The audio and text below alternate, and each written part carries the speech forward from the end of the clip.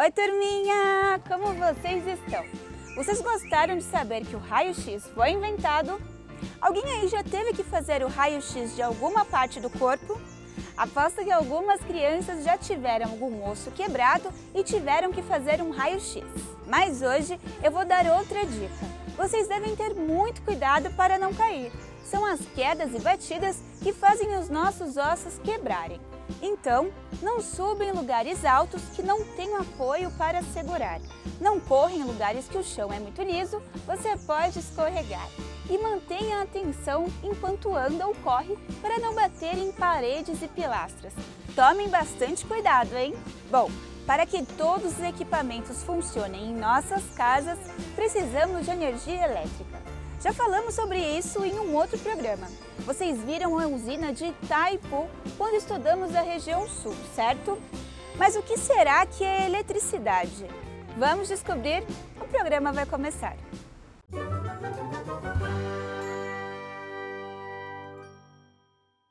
Ei galera, deixa eu saber uma coisa aqui de vocês. Quem aqui gosta de fazer exercício físico? Quem gosta de jogar bola, quem gosta de nadar, quem gosta de se exercitar e cuidar do corpo? Eu!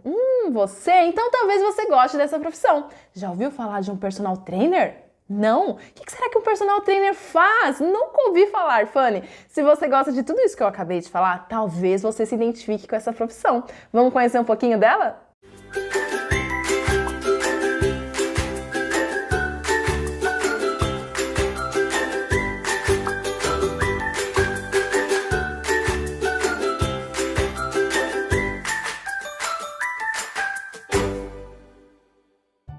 Olá, seguidores e seguidoras da Fanny, tudo bem com vocês? Eu sou o Davi e eu sou personal trainer. Você sabe o que é um personal trainer? Não! Vou explicar para vocês.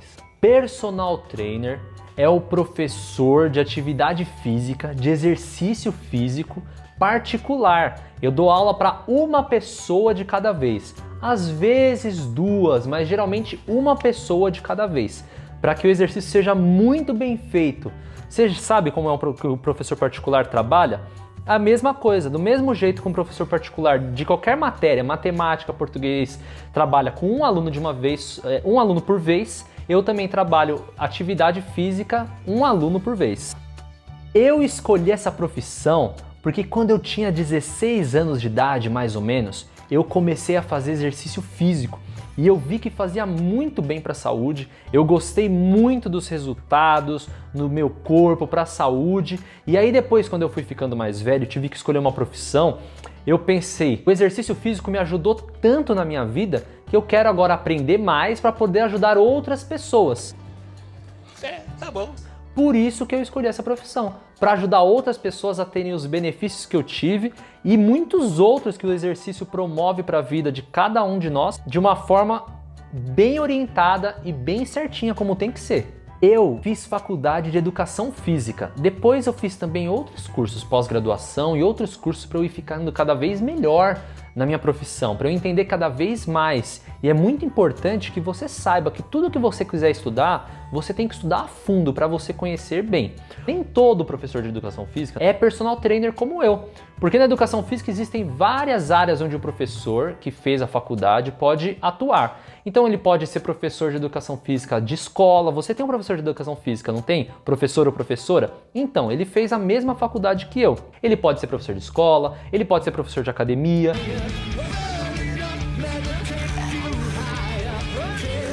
Ele pode ser personal trainer, pode ser professor de natação, pode ser preparador físico de atleta, pode ser preparador físico de time de futebol.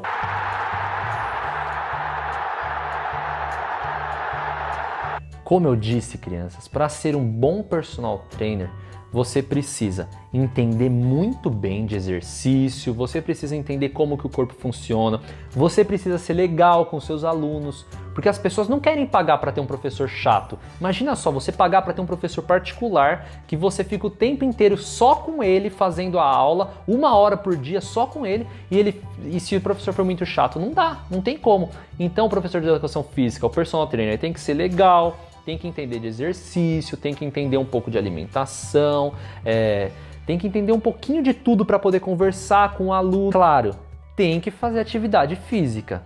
Eu tenho que me exercitar. Não adianta nada eu falar para os outros que o exercício faz muito bem para a saúde, faz muito bem para o corpo e eu mesmo não faço. A parte que eu mais gosto do meu trabalho, e acho que todo professor, todo personal trainer, a parte que mais gosta, é quando eu vejo meu aluno tendo o resultado que ele queria.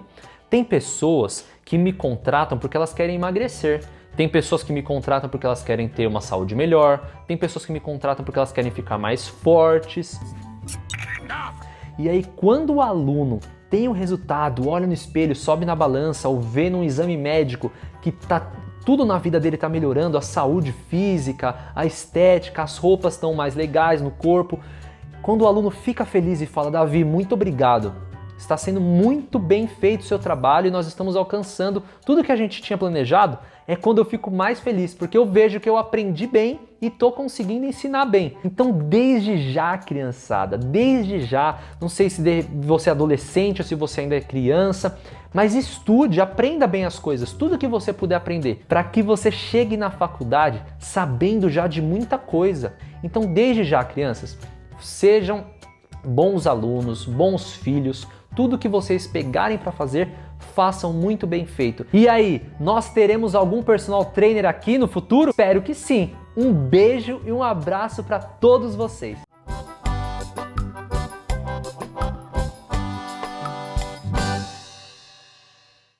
Olá pessoal, tudo bem? E aí, fizeram muitos desenhos usando diversos tipos de riscadores? Eu tenho certeza que sim, é uma delícia esse tipo de atividade. Hoje eu passei aqui para conversarmos sobre a segunda parte da primeira proposta do nosso caderno de orientações. Antigamente não tinha papel, mas a vontade de registrar sempre existiu. Esses registros pré-históricos são geralmente encontrados em tetos e paredes de cavernas. Os homens pré-históricos fabricavam suas próprias tintas com elementos da natureza. Também encontramos gravuras, que são aqueles registros que eles faziam raspando a pedra da caverna, fazendo assim o seu desenho. Ninguém sabe ao certo como interpretar esses desenhos, mas podemos, muitas vezes, ver imagens de caça e outras coisas do cotidiano. As pinturas rupestres mais famosas são aquelas encontradas na caverna de Altamira, lá na Espanha. Foram as primeiras estudadas. Nessa caverna em Altamira, encontramos um desenho de um bisão, como este aqui, feito nesta rocha. Esse aqui é uma releitura. Nós jamais podemos quebrar a parede de uma caverna para levar um pedacinho para casa, não é mesmo? Bom, como vocês viram, nem sempre existiu papel. Mas agora que existe, será que a gente precisa usar apenas papel para desenhar? Além de variar os riscadores, é legal variar também o lugar onde a gente desenha. Não precisa ser só o papel. Viram só? Dá até para desenhar em pedra. Já que dá para pintar pedras, essa é uma atividade que a gente consegue fazer em casa. É só achar uma pedra bem grande e riscar com giz de cera. Ou, se você quiser, você pode fazer tinta com urucum ou de terra. Você pode pintar também seixos, que são essas pedrinhas bem redondinhas que nós encontramos no fundo dos rios. Pois é só pegar um giz de cera ou tinta que você tem em casa e fazer um desenho bem legal. Olha só que incrível que os nossos seixos ficaram. Já pensou pintar a parede sem fazer meleca? Pois é, essa é uma pintura muito limpinha. Pintura com água. O legal é que depois que seca, a parede fica mais limpa do que estava antes. Legal, né? Nossa, demora muito para secar. Outro lugar legal para desenhar e que não faz muita sujeira é no azulejo ou no box de vidro do banheiro. O legal é que depois você pode passar um paninho e fica tudo bem limpinho. Aliás, um ótimo lugar para brincar com tinta, desenhar, é no box do banheiro, porque depois você já fica por ali mesmo para tomar um banho e lavar toda a meleca.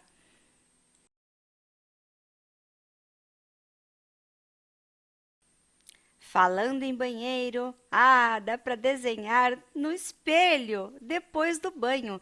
Quando ele está bem embaçado, é só riscar com o dedinho ou escrever algumas palavras, uma mensagem que depois vai desaparecer. A lousa é sempre um sucesso. Não existe criança que não goste de desenhar na lousa e de brincar de escola. Além de variar o papel, é legal, sabe o quê? Variar também o tamanho. Quanto maior, melhor. E quem disse que o papel precisa ser sempre branco? Com papéis coloridos, a gente consegue usar o giz de cera branco, o lápis branco. Giz de lousa também é bem bacana para desenhar em papéis coloridos. Olha só que legal que fica!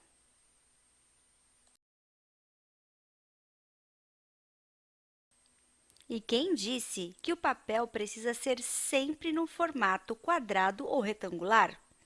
Será que nós podemos desenhar dentro de um triângulo? Será que o papel precisa ser sempre branco? Olha só esse papel em formato de círculo e marrom. O legal dessa obra é que ela foi inspirada em Kandinsky.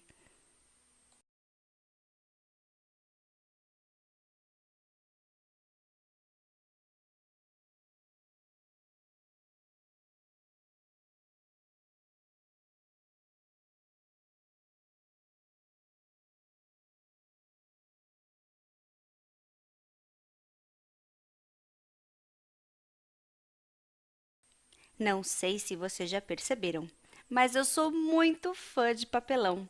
São tantas as possibilidades. Com ele, nós podemos inventar jogos, fazer brincadeiras e desenhar também. O bom é que é de graça.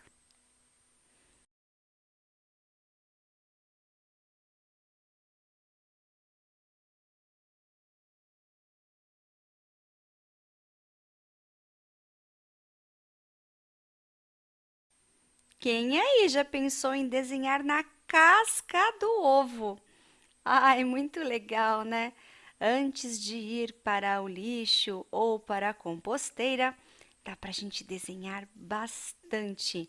Tem que ter muito cuidado, porque a casquinha do ovo quebra com bastante facilidade. Dá para pintar, sabe o quê? Palito. Palito de sorvete e com ele criar outras obras de arte. Sabe aquela bandejinha de isopor? Pois é, depois de bem limpinha, é possível desenhar nela também. Dá para criar muitos desenhos incríveis.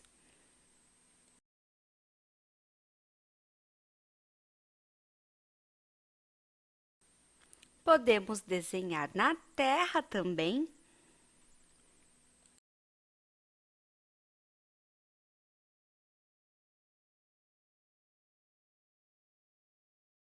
Nós também podemos riscar o chão. Já pensou em pintar no plástico? É só colocar esse plástico filme em volta das pernas da cadeira e pintar. Esse é o tipo de atividade que dá para fazer várias e várias vezes. O legal é que se você errar e a tinta ainda estiver molhada, você consegue apagar com um pano úmido. E se você cansar de pintar com um pincel, você pode usar inclusive o seu dedo. Sim, ele mesmo, o nosso riscador. Na verdade, você pode usar a sua mão inteira e fazer muita meleca. Quem é que adora fazer meleca com tinta? Levanta a mão! O importante é criar e experimentar e evitar os desenhos prontos. É legal pintar esses desenhos que a gente compra na banca de jornal, na lojinha. Mas esse tipo de desenho atrapalha o desenvolvimento das crianças. Dar muitos desenhos prontos atrapalha o processo de desenvolvimento e criação das crianças. Vocês sabiam disso? Como eu já disse, o desenho é uma forma de expressão, de comunicação. Por meio dele, a criança expressa seus sentimentos, as suas ideias, as suas hipóteses. Quando a criança pinta o desenho pronto, ela não tem a chance de criar, experimentar e vivenciar essa linguagem do desenho. Além do que, ela pode começar a achar que ela não sabe desenhar. Porque ela vê aqueles desenhos tão perfeitos, tão bonitos, né? E ela começa a achar que ela não sabe desenhar bonito. E ela começa a não querer mais desenhar, porque ela não consegue fazer igual aquele que está na revistinha. A criança precisa gostar de suas produções, ter orgulho de seus desenhos. Tem que desenhar sem medo de errar. Sabe por quê? Para não virar adultos como a gente, que toda vez que precisa desenhar já fica com os cabelos em pé e fala assim: ai, eu não sei desenhar. Pois é isso que aconteceu com a gente. Perdemos a chance de desenvolver essa linguagem tão importante que é o desenho. Outra coisa que eu deixo de dica para vocês é nunca assumir que já sabe o que está registrado ali no papel. Às vezes a criança vem com um desenho lindo e fala assim: ai, que lindo, você desenhou um urso. Não, mamãe, é um gato. Pois é, nunca assumam que já sabe o que está ali. Pergunte. E se a criança gostar, converse com ela no momento em que ela está desenhando. As crianças contam muitas histórias ao desenhar. Histórias incríveis. Depois de pronto, pergunte para a criança o que ela pensou, o que era tão importante que ela resolveu registrar ali no papel. E hoje eu vou deixar mais um desafio para vocês. Vocês vão escolher um suporte, ou seja, um lugar diferente para desenhar que não seja folha de papel em branco. Pode ser algum que eu mostrei aqui, pode ser outro que você invente por aí. O importante é que você faça um desenho que te deixe feliz, orgulhoso. Depois de pronto, tire uma foto ou faça um vídeo e mande para a sua escola, contando qual foi o suporte para desenhar que você escolheu. Não esqueça de contar também um pouquinho sobre a sua obra de arte. Espero que tenham gostado do vídeo. Um beijo e até mais!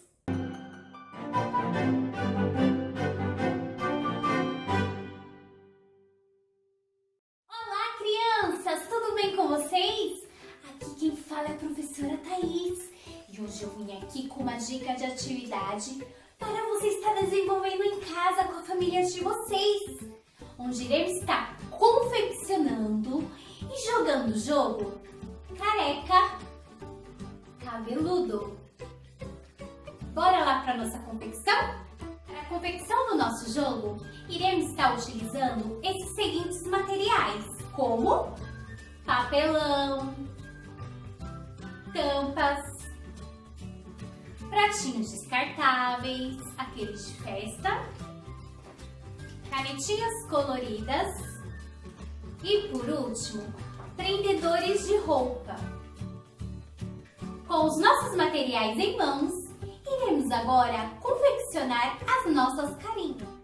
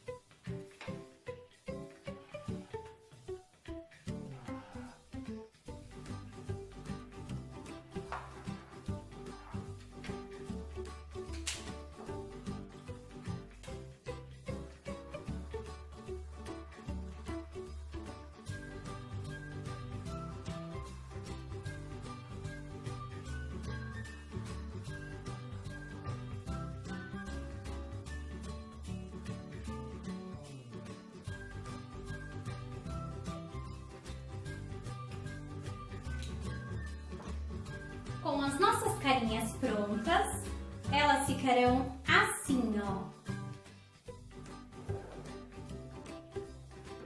Prontas, deixaremos de lado e iremos agora para o nosso jogo. Bora lá? Será assim, com cada um em suas posições e com seus prendedores em mãos. Ao sinal de um adulto, a criança passará sobre o lençol até chegar ao nosso careca, onde terá que preencher a cabecinha do nosso careca com seus fios de cabelo, que serão os prendedores. Ganha a brincadeira quem conseguir colocar o maior número de fios. Bora lá? Eu brinco daqui, vocês brincam daí. É 1, é 2, é 3 e já!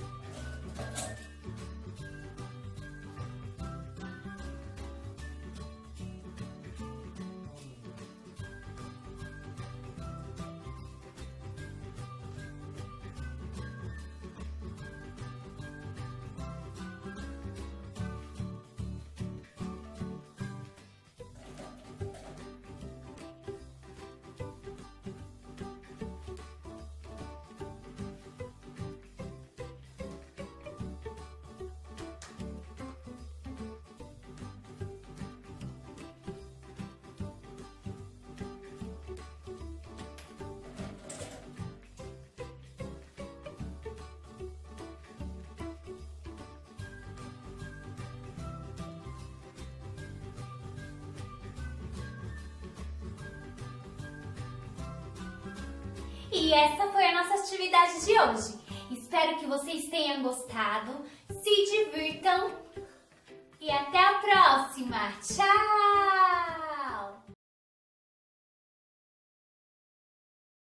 Esse é o show da Luna, Luna, Luna. Esse é o show da Luna, tudo que a pergunta a Luna faz. Porque a luz acende, cadê a estrela cadente? Porque a gente perde dente, será que existe o duende? Dá pra andar de trás pra frente, abacaxi não tem semente. Tudo que a pergunta a Luna faz. Esse é o show da Luna, Luna, Luna. Voyager viajante!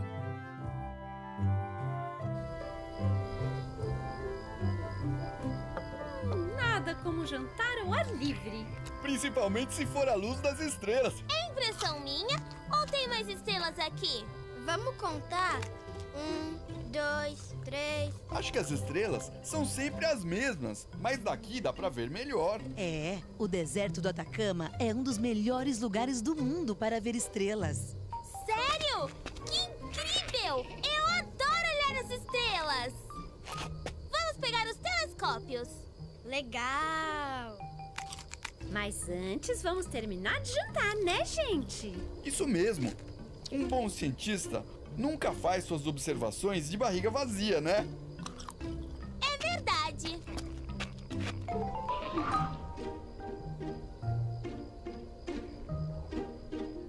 Olha! O Cruzeiro do Sul!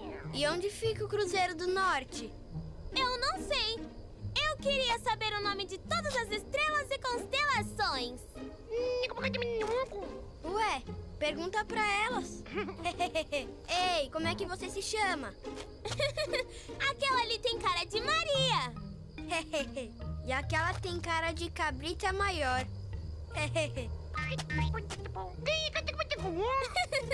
Acho que não, mas um dia eu vou descobrir uma estrela e vou dar o nome pra ela de Cláudio. Ainda tem estrela que ninguém descobriu? Ah, tem várias delas. É que o espaço é muito grande. Ô Luna, qual é o lugar mais longe que alguém já foi? Você sabe? Eu acho que foi pra Lua. Crianças, a gente volta pra chamar vocês pra festa da Voyager. Voyager? Quem é Voyager? É uma sonda espacial que foi lançada em 1977. Está viajando pelo espaço até hoje. Deixa eu ver. Sonda espacial? São objetos que a gente manda para investigar o espaço. Podem ficar com essa, eu tenho outras. Você sabe se ela foi mais longe que a Lua? Sim, bem mais longe. Vamos lá? Até mais tarde, gente. Ô, Luna, mas pra onde que a Voyager tá indo? Eu não sei, mas eu quero saber. E agora, eu também quero saber qual a missão dela. Eu quero muito saber.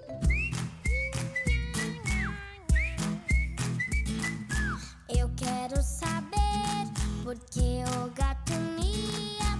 Verde por fora, vermelha por dentro é a melancia. Eu quero saber, não quero dormir.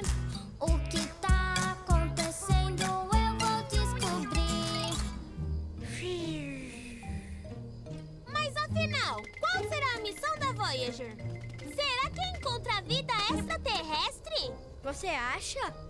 Será que ela já fez algum amigo extraterrestre? Ô, Luna, será que ela não tem um telefone? Vamos ligar pra ela, Luna. Eu acho que ela não tem telefone, Júpiter. Puxa vida. Então como a gente vai encontrar ela? E se ela não estiver mais viajando no espaço? Como assim, Júpiter? Ué, vai ver que ela ficou com saudade e voltou pra cá. Negativo, Júpiter. Ela ainda deve estar no espaço. Gente, eu acho que eu tive uma ideia. Luna, você encontrou a Voyager? Ainda não. Puxa, o espaço é tão grande. E a Voyager é super pequenininha, né? O que é aquilo? Será que é ela? O quê? O quê? Olha lá, Luna. É ela. Ah, puxa, é um avião. Será que algum alienígena achou ela e acabou levando pra casa?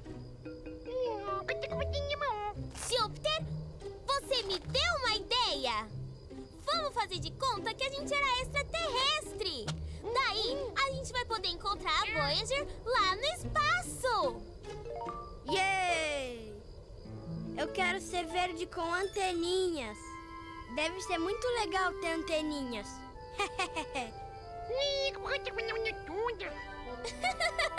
Espaço sideral, aí vamos nós! Somos ETs! E temos um disco voador! E eu tenho anteninhas! Ser alienígena é muito legal! Ops, fiquei um pouco tonta! Nossa, Luna, você tá tão engraçada! Cláudio, eu acho que a Voyager tá pra lá. Eu tô sentindo aqui nas minhas anteninhas.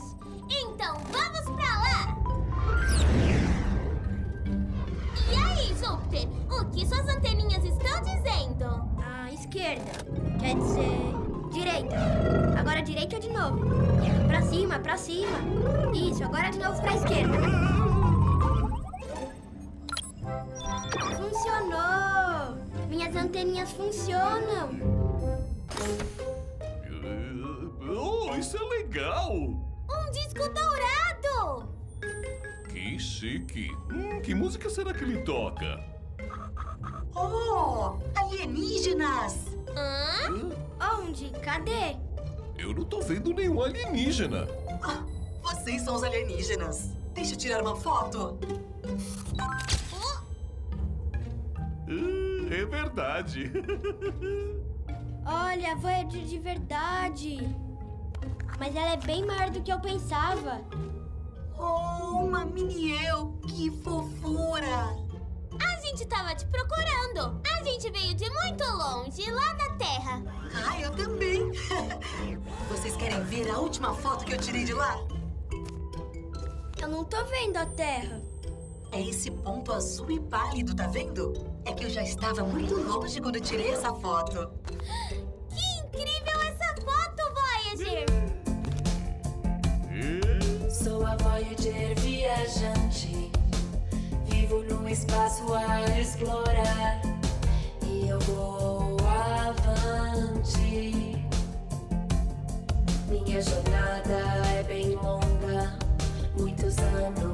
prosseguir. Para isso fui criada, explorar, registrar e descobrir. E se eu encontrar estranhas civilizações, vou poder enviar um monte de informações sobre vários planetas e também o sistema solar, sobre aquele ponto azul que já foi meu lar. Sou a Voyager viajante, vivo no espaço a explorar, e eu vou avante. Sou a Voyager viajante, vivo no espaço a explorar, e eu vou avante.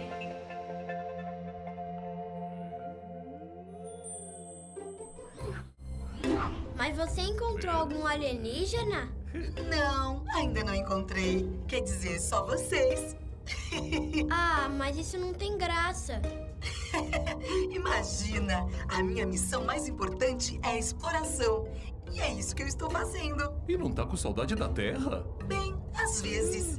Mas eu amo viajar pelo espaço. Tem sido uma experiência incrível pra mim. É mesmo? É a melhor experiência de todas! Esses seres humanos são muito estranhos. É, eles tomam banho com patinhos. Oi, crianças! Daqui a pouco vai começar a festa da Voyager! Oh, mas que bebê mais bonitinho! Ah, e o álbum do Júpiter bebê! Que fofo! Não, mãe. A gente é alienígena. E essas são imagens daqueles terráqueos estranhos. Não entendi nada. Calma, a gente vai explicar tudo direitinho. Então, alienígena Cláudio, que tipo de coisa alienígena você quer fazer hoje? Oh, mas que é isso? Uau, alienígenas! Muito prazer, eu sou a Voyager 1. Sou a Voyager viajante, vivo no espaço a explorar, e eu vou avante. Minha jornada é longa, muitos anos vou prosseguir. Para isso eu fui criada, explorar, registrar e descobrir. Que legal! Nossa, vocês aprenderam muito sobre a Voyager hoje, hein? Será que dá pra ver a Voyager com os telescópios do observatório? Não, pai! Ela tá muito longe mesmo. Mas como será que funciona um telescópio? Como pode aumentar tanto a Lua e todos os planetas com eles tão longe? Qual a galáxia que tá mais perto da gente? E a mais longe? Ai, são tantas perguntas! Luna.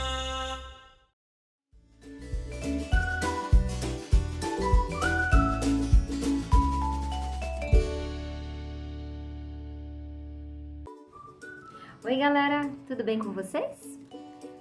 Você sabia que a escovação noturna é a mais importante de todas? Desde pequenos nós ouvimos nossos papais e mamães dizerem antes de dormir: vai escovar os dentes. Eu vou explicar para vocês por quê.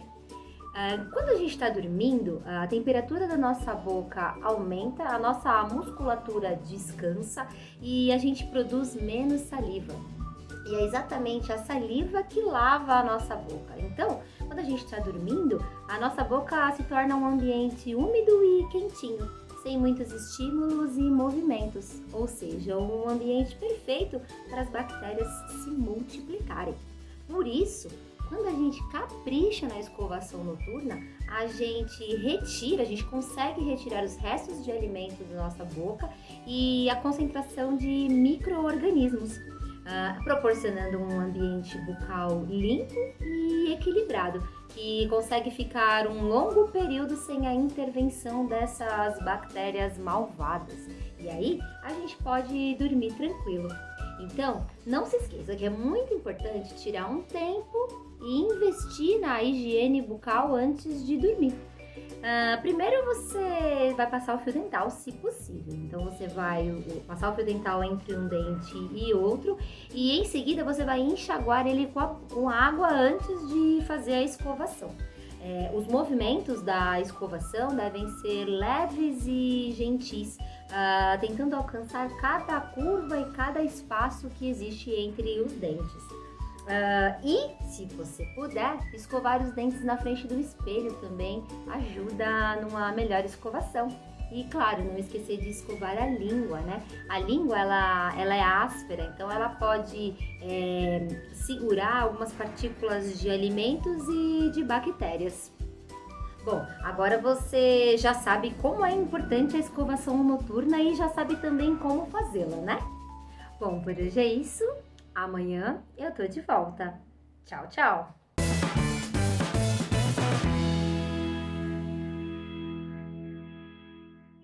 Bom dia, pessoal, tudo bem? Hoje vamos falar sobre mais uma grande descoberta da ciência.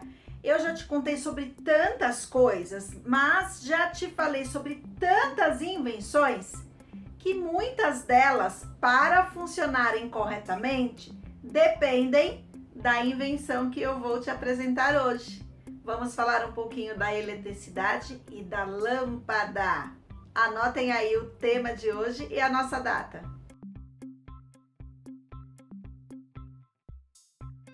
Se você levantar agora, for em qualquer interruptor da sua casa e mexer, você vai ter a lâmpada sendo acesa.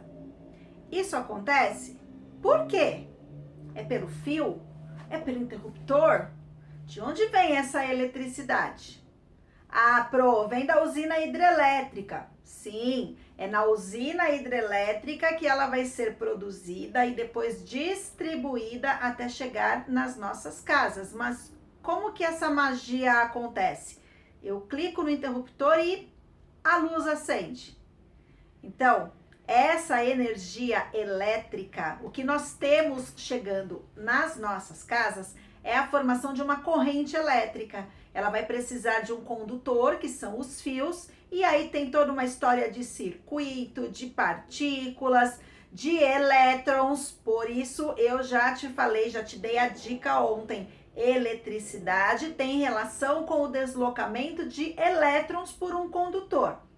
Mas isso é uma história que vocês vão descobrir em outro momento de maneira mais detalhada e mais aprofundada. Agora, é importante a gente saber que essa eletricidade, ela foi descoberta por Tales de Mileto. Olha, turma, faz muito tempo. Ele estava esfregando um âmbar, que é uma espécie de um minério, é um mineraloide, na verdade. Então, ele estava esfregando o âmbar num pedaço de pele de carneiro.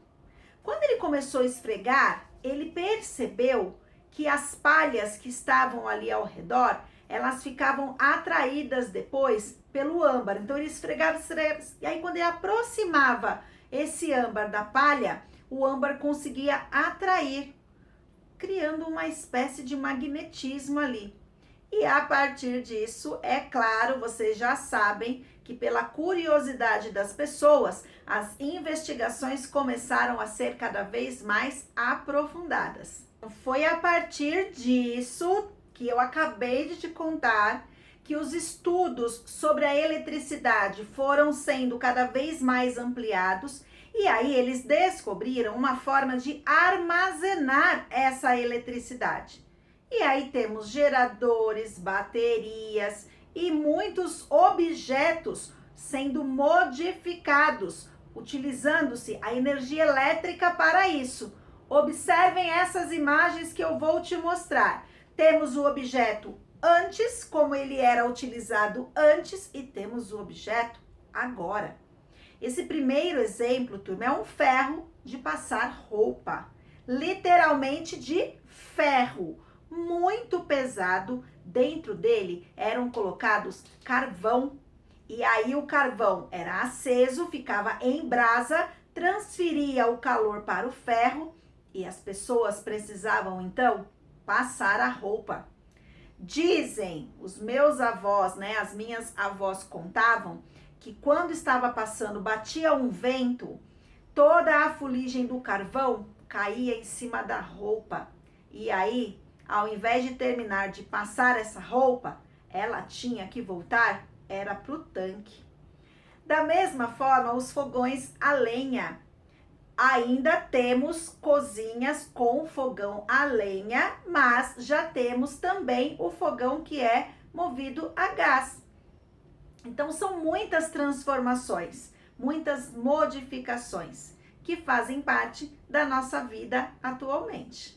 Agora, nós temos aí também na imagem um outro objeto que foi uma grande descoberta. Quem sabe me dizer qual é? Ficou fácil, né? Eu já te falei dois, qual foi o outro que ficou faltando? Eu acho que vocês não vão arriscar na vela. Acho que vocês vão escolher a lâmpada. É isso mesmo, turma. A lâmpada, olha só o que eu vou te contar. Thomas Alva Edison, olha a imagem dele. Ele foi o responsável pela criação da lâmpada. Ele era inquieto e muito curioso, filho de um habilidoso pai que buscava o sustento da família nas suas multifunções. O pai era vendedor, carpinteiro, negociante e a mãe era muito dedicada, cuidava sempre do Thomas e incentivava bastante as investigações dele.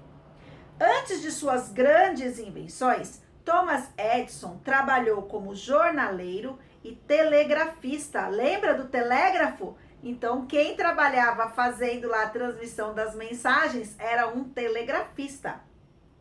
E bem cedo, ele já foi detectado que ele tinha surdez. E ele continuou as investigações dele. Edison, o criador de 1903 inventos diferentes. Vocês acharam que era só a lâmpada a invenção deles? Não, senhores.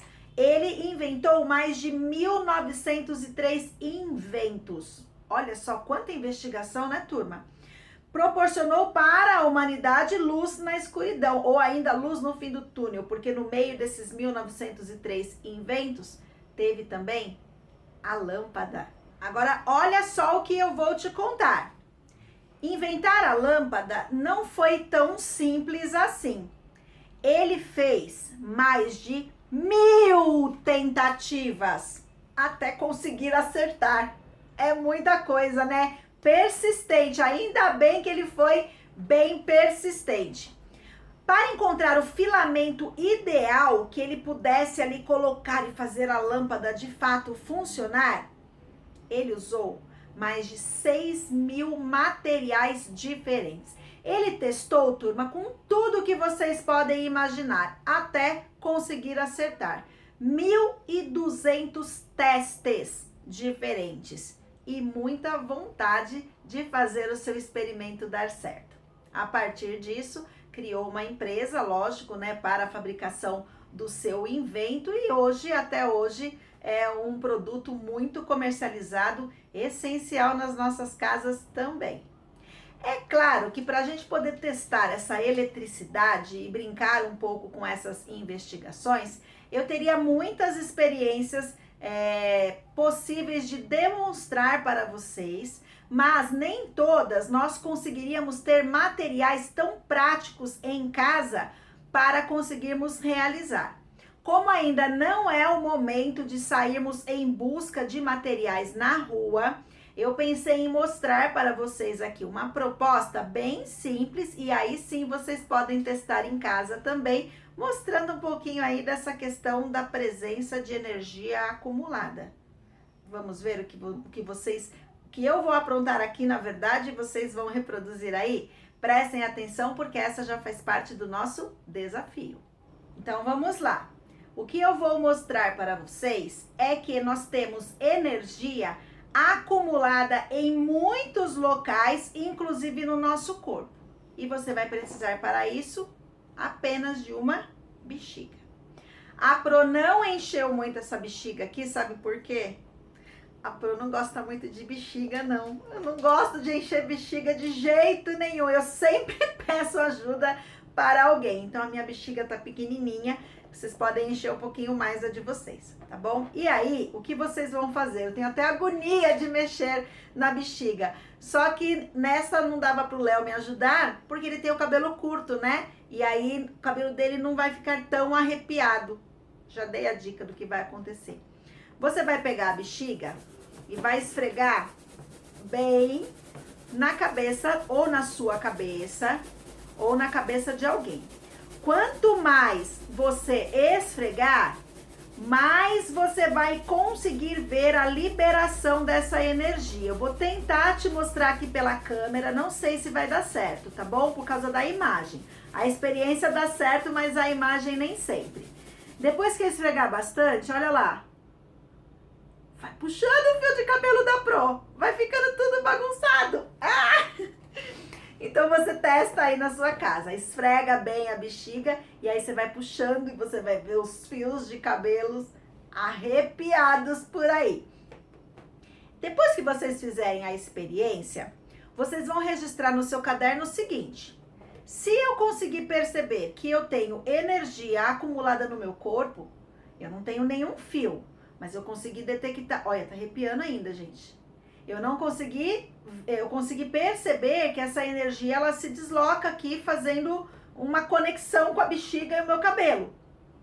Como é que a gente não toma choque?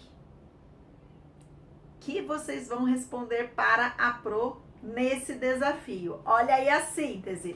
Então, primeiro, testar aí a bexiga, fazendo o atrito dela com o cabelo e percebendo aí ela arrepiando os cabelos aí na casa de vocês. Depois, vocês vão pensar se nós temos energia acumulada no nosso corpo, não temos fios, uma rede elétrica instalada, por que que a gente não toma choque? Registrem aí no caderno de vocês que amanhã eu conto para vocês por que que tudo isso acontece, mas é importante cada um colocar a sua hipótese e o seu registro, tá bom? Amanhã vamos falar sobre a descoberta do tempo, a medida do tempo e um pouquinho a respeito do método científico que nós estamos fazendo aqui ao longo dos nossos encontros, nos nossos desafios diários. Sempre temos uma pitadinha do método científico por aqui, que eu vou te contar um pouquinho mais amanhã. Tchau, tchau, turma!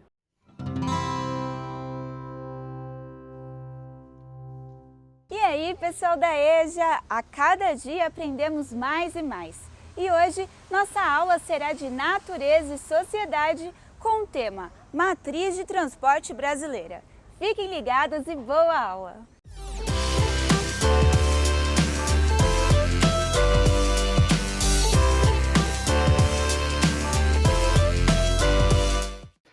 Fala pessoal, tudo bem? Vamos falar sobre a matriz de transporte brasileira. Vamos entender como é que os transportes acabam acontecendo e como é que é feito justamente essa movimentação de cargas e de pessoas no nosso país. Para a gente poder entender todo esse processo, vamos classificar esses modais de transporte. E essa classificação, ela vai levar em consideração os seus fatores de construção, de manutenção e sua produção.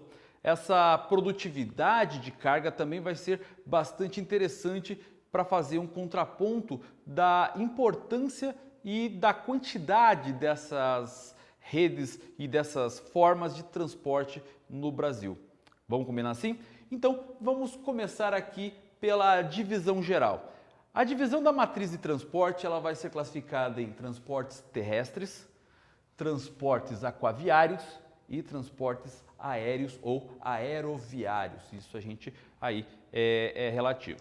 Vamos entender então que esses aqui são os três principais plataformas, as formas com que eles acabam acontecendo. Dentro do setor aqui dos transportes terrestres, que é o tipo de transporte onde ocorre o deslocamento justamente por terra, ele vai ser caracterizado através do meio ferroviário, do rodoviário e do metroviário. O metroviário é importante salientar que ele vai acontecer sempre para a mobilidade urbana.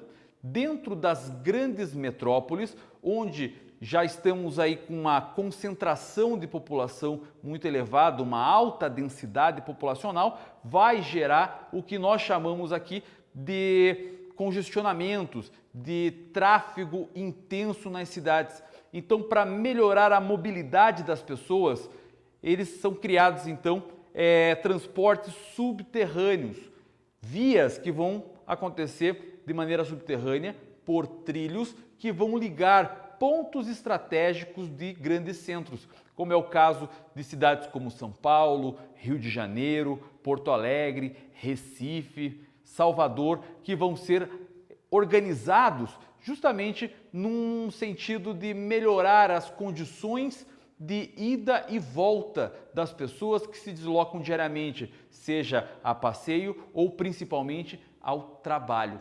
Dessa maneira, então, é de extrema importância esse meio de transporte, que vai fazer a ligação das pessoas não só numa cidade, ligando bairros, mas também podendo ligar diversas cidades de uma região metropolitana. Então, temos aí essas companhias que vão fazer esse sistema de deslocamento urbano. Normalmente, ela é feita por concessão privada e também, em alguns casos, temos aí algumas controladas pelos municípios ou por órgãos gestores de regiões metropolitanas. Então, é um via terrestre que é próximo do setor ferroviário, mas como temos aí essa característica de ser subterrânea, ela vai ter uma alta velocidade e transporte básico de passageiros. Mas aí nós temos o setor ferroviário, o sistema ferroviário, que durante muito tempo no Brasil foi controlada pela Rede Ferroviária Federal e por algumas subsidiárias estatais de origem dos estados, como é o caso da Ferroeste, no estado do Paraná, a FEPASA, em São Paulo, e várias companhias de transporte ferroviário, que hoje elas estão aí condicionadas à concessão de empresas particulares, de grandes empreendedores particulares da iniciativa privada, que faz hoje o controle e a logística do transporte ferroviário. Foram divididos em diversos pontos essa malha ferroviária, que é bem utilizada no Brasil, principalmente para o transporte industrial dos principais pontos de indústria e de produção de economia primária para o escoamento aos portos. Grandes portos do Brasil precisam dessas estradas de ferro para manter um fluxo de trabalho dentro dessas áreas portuárias, onde vamos ter aí essas condições de desenvolvimento de exportação que vai melhorar a balança comercial do Brasil. Sempre lembrando daquela ideia de exportar mais do que importar, mas a importação também pode ser utilizada por vias terrestres. É importante lembrar que a parte do sistema ferroviário brasileiro, ele é essencialmente formado por carga. É utilizado carga, fora pontos específicos na parte ferroviária, que é utilizado como turismo, em áreas históricas, como, por exemplo, a região litorânea do estado do Paraná, a Estrada Real, regiões onde nós temos aí pequenas estradas no Nordeste e também na região do Rio Grande do Sul. Vamos ter estradas de ferro voltadas à utilização de passageiros para a parte turística ou também partes mais urbanas, onde vai ser aí um complemento do sistema metroviário.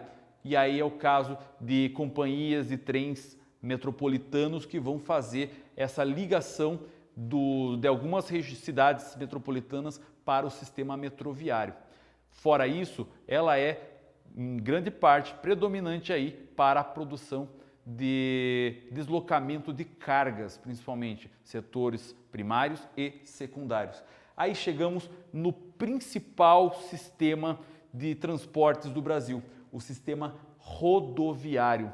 O Brasil, com o tempo, adotou uma característica de ser um país de transporte rodoviário. As estradas de rodagem, elas são muito importantes no Brasil. Temos no Brasil hoje 210 mil quilômetros de rodovias pavimentadas e cerca aí de 1,3 milhão de estradas não pavimentadas. Então nós temos o sistema rodoviário tendo como uma das principais fontes aí de transporte, uma principal matriz de transporte brasileira. Então nós temos a característica básica de divisão dessas estradas. Muitas delas hoje estão concessionadas, estão sob aí o cuidado das empresas particulares, da iniciativa privada, que acabam aí cobrando o pedágio para a utilização dessas estradas em troca da manutenção dessas estradas, da melhoria de sistemas de infraestrutura que as pessoas que estão a passeio com seus automóveis ou com que os caminhões precisam aí nessas viagens. Então, temos essa parte da iniciativa privada e também as estradas que estão sob o domínio e a concessão do órgão do Departamento Nacional de Infraestrutura Terrestre, que é o DENIT. Então nós temos aí essa característica importante na hora de falarmos dessa estrutura. Mas nós temos aí uma divisão também do sistema rodoviário em rodovias estaduais e rodovias federais. Para a gente poder entender essa situação, as rodovias estaduais, elas sempre vão ter o seu nome da estrada com o nome do seu estado. Então, em São Paulo, as estradas estaduais, elas vão começar sempre com a sigla SP. No Paraná, a sigla PR. Em Santa Catarina, SC. Na Paraíba, a sigla PB. Em Pernambuco, PE e assim sucessivamente. E aí vai ter um sistema próprio de numeração para cada estado. Já as rodovias federais, aquelas que são de propriedade da União, nós vamos ter sempre aí a sigla BR. E é assim que nós normalmente nos referimos às estradas no Brasil. Ah, aquela BR tal que você pega ali e vai chegar em determinada cidade. Ela tem uma classificação de numeração. Ela vai ter a classificação que começa com 0, como a BR 050, a 03, enfim. A BR que vai começar com 1, como a BR 101, a 116, por exemplo. Vamos ter as que começam com a numeração 2, que vai ter a 277, a 207, a 201, enfim. Vamos ter a de número 3, a 376 principalmente, e aí 4, 5, 6 e 7. Mas existe um motivo para esses números? Sim, essa é uma classificação também estratégica para entendermos aí as estradas do Brasil. Quando a gente tem as estradas que começam com 0, ela fala das estradas radiais. Todas as estradas que começam na capital federal, no Distrito Federal, cidade de Brasília, e vão para todos os cantos do país, começam sempre com o número 0. E a partir daí, dependendo do seu ponto, ela vai sendo classificado de 001 até 099. Nesse sentido, então, nós temos depois as que começam com o número 1, que são as rodovias norte-sul, que começam sempre aí com o número 1, e elas vão ter sempre aí uma organização longitudinal. Ela vai ser sempre ou de norte a sul ou de sul a norte. Exemplos aí das duas principais e maiores estradas do Brasil, a BR-101, a que pega todo o litoral do Brasil, e a 116, a que faz a maior extensão de todas. Nós temos aí a que começa com o número 2, que são as transversais, que ligam aí partes do litoral ao interior e até outros países, como é o caso da BR-277, que liga o Porto de Paranaguá até a entrada da Ponte da Amizade, em Foz do Iguaçu, ali divisa com o Paraguai. Nós temos também as diagonais, que começam com o 3, que elas sempre vão fazer de nordeste para sudoeste ou de noroeste para sudeste, e vão ser importantes vias de integração. A 4, a 5 e a 6 são rodovias mais focadas aí em partes mais especiais, em abastecimento e alimentação de outras estradas, e as de número 7 vão ser de parques nacionais. Então nós temos essa classificação da rodovia e do sistema terrestre. O sistema aquaviário é aquele transporte que é realizado por meio de lagos, de rios, de mares, e classificados como transportes marítimos e transportes hidroviários. O Brasil ele tem uma importância desse sistema marítimo num sistema de cabotagem. Ele vai fazer a ligação de diversos produtos e cargas entre os portos brasileiros, fazendo uma redução aí de utilização de vias terrestres, quando não tem muito essa opção. Dessa maneira, então, os portos acabam não recebendo somente produtos de fora do país, mas também recebendo entre os portos, um sistema que passamos a chamar de sistema de cabotagem. O sistema hidroviário é importante também para o escoamento de alguns produtos, principalmente produtos primários, que vão acontecer em trechos de rios navegáveis no país. Então, vamos ter aí, principalmente no norte do país, toda a bacia do Rio Amazonas, vamos ter parte das bacias do Paraná e do Paraguai e também algumas outras espalhadas no Brasil. Vamos ter então essa importância do uso do navio, do barco e das balsas, que vão ser bastante importantes nisso tudo. Além disso, nós temos o sistema aéreo, que é o sistema de transporte de todos eles o mais rápido. E ele é utilizado para cargas e para as pessoas também. Mas precisamos levar em consideração que, como é um transporte muito rápido, ao mesmo tempo ele é bastante caro. Então ele tem um foco principal ao transporte de pessoas, o transporte aéreo. Claro que existe uma estrutura de carga também sendo movimentada pelas aerovias, que são extremamente importantes, principalmente a aerovia que sai da Zona Franca de Manaus até o Mercado Consumidor de São Paulo. É uma região também de um fluxo de cargas pelos aviões, mas ela é uma das mais rápidas do mundo e ao mesmo tempo uma das mais caras, por isso que é utilizado somente em pontos específicos. A grande parte do sistema aeroviário é feito para os passageiros. Eu espero que você tenha entendido esse apanhado geral da matriz de transporte brasileira e eu vou ficando por aqui. Muito obrigado por ter assistido essa aula e tchau, tchau!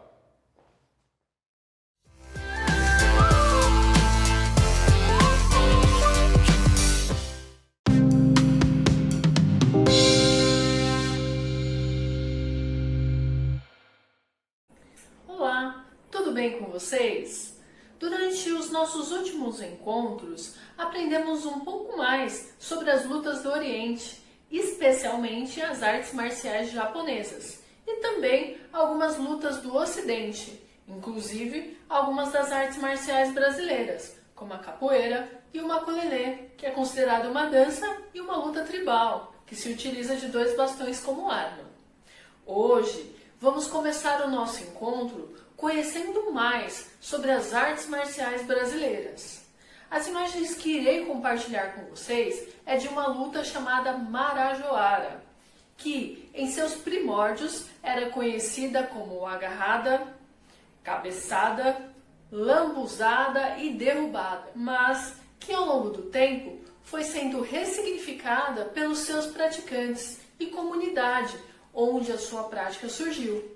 Já dissemos anteriormente que as práticas das lutas, assim como de todas as outras práticas corporais que fomos conhecendo ao longo dos nossos encontros, elas podem ser ressignificadas de acordo com a cultura local e os interesses das pessoas que vão atribuindo novos significados a ela. Vocês lembram? Essa luta surgiu como prática de lazer dos caboclos da região do Arari, na ilha do Marajó, no Pará, sendo que as suas disputas ocorriam próximos à beira dos igarapés, poços, praias e lagos da região.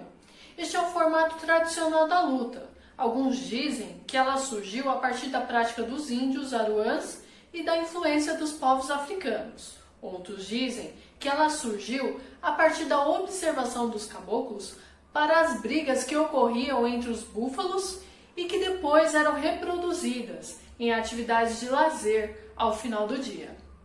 Muitos acreditam que essas observações dos movimentos do animal pode ter influenciado na criação dos gestos e movimentos da luta. Mas, como na maioria das histórias sempre existem várias versões, nesse caso também não foi diferente. Esta prática tradicional possui algumas faces distintas, pois, além da brincadeira de final de tarde, ela também passou a integrar a festividade religiosa, na comemoração do glorioso São Sebastião, protetor dos vaqueiros de Cachoeira do Ariri, onde crianças, homens e mulheres promoviam disputas buscando sujar-se na lama das primeiras chuvas do ano, ritual que poderia representar um ano de fartura ou de dificuldade, de acordo com a quantidade de chuvas esperadas para essa época. A luta, que era inicialmente desenvolvida pelas populações locais marajoaras e que foi sendo transmitida de geração em geração, hoje por meio de eventos regionais, estudos e a divulgação na mídia, ela começou a ser mais conhecida. Além de compor a cultura tradicional dessa região, ela também está se desenvolvendo como esporte. Possui regras definidas, arbitragens e competições regionais. E ficou muito conhecida pelo público do UFC, através de dois irmãos marajoaras, Yuri e Udemar Marajó, lutadores de UFC, praticantes de luta marajoara desde criança e que hoje tiveram projeção nacional a partir da sua entrada nas artes marciais, através da luta marajoara. A luta é disputada entre dois adversários que se enfrentam sem o uso de vestimenta especial e acontece em um terreno de areia, argila ou grama. O espaço, geralmente circular, é previamente demarcado para este fim, não podendo os lutadores saírem dessa área. Para o início da luta, os oponentes ficam frente a frente, quase eretos, tocando as mãos espalmadas e com os joelhos casados. Este é o termo tradicionalmente usado, sendo que existe uma variação do início da luta e regras, de acordo com a região em que ela acontece. O objetivo do combate é desequilibrar e derrubar o oponente no chão, encostando as suas costas, sendo que perde o lutador que for observado em suas costas, detritos do solo. O impacto da queda é amenizado, pois a sua prática acontece na lama, argila ou grama, sendo que ela deverá desenvolver-se predominantemente em pé. As regras, como disse no começo, podem ser alteradas de acordo com os locais onde acontecem as competições, bem como depende se ela será realizada da maneira tradicional culturalmente ou se será praticada de maneira esportiva. Mesmo nos dias de hoje, as técnicas preservam os nomes originais que simbolizam as ações ou termos da cultura local, que foram sendo passadas de geração a geração.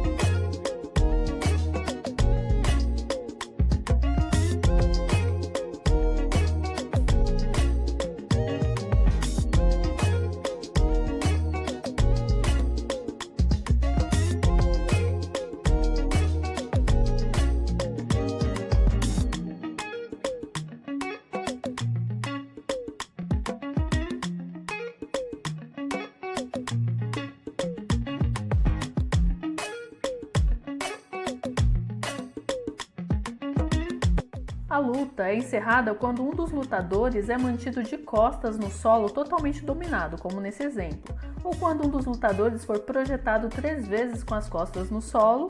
Também pode ser encerrada por desistência de um dos lutadores ou pelo tempo. Além dessa luta brasileira, que possui o objetivo de desequilibrar seu oponente, existem outras artes marciais que possuem o mesmo objetivo.